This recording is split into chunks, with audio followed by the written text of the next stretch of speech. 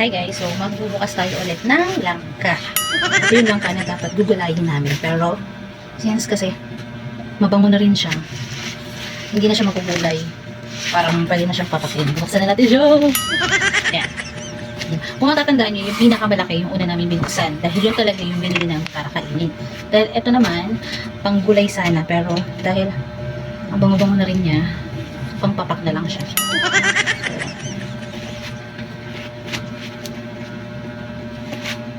Hindi ko alam kung paano uumpisahan. Pero ganyan na natin ginawa ng tatay ko. Hiniwa niya sa gitna.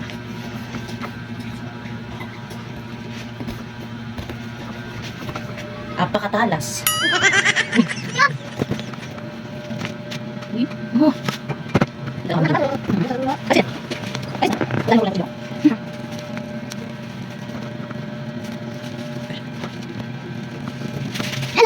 Hello! Uy! Yan ba? Tingnan nyo guys. O diba? Dilaw na siya. Hinog na nga talaga. Okay. Hinog na nga talaga siya. Pero, ito lang yung pinaka-analaki nun sa kanya. Ito lang yung pwede natin kainin. Yan. Ito, wala. Ano pa siya? Buhok-buhok pa siya. Pero okay na din. Tikman natin.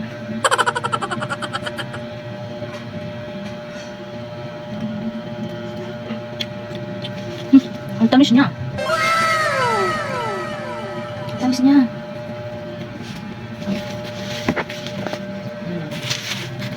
Bisa na. Bisa na kayo. Eto, try natin to. Ito. Bitin maliit.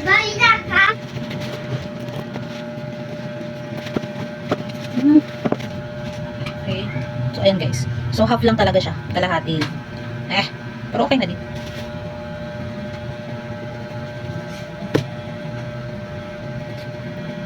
Biruin mo, Di ba? Biruin mo yan. Try natin.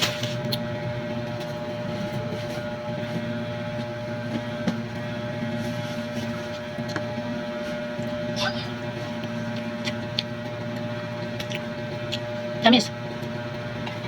Tamis na. Patikin daw siya.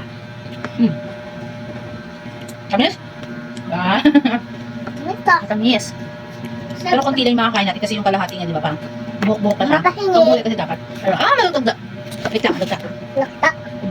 Hello.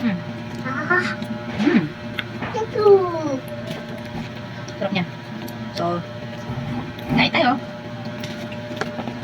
Mama, nagugutom ako to. Okay, wait lang.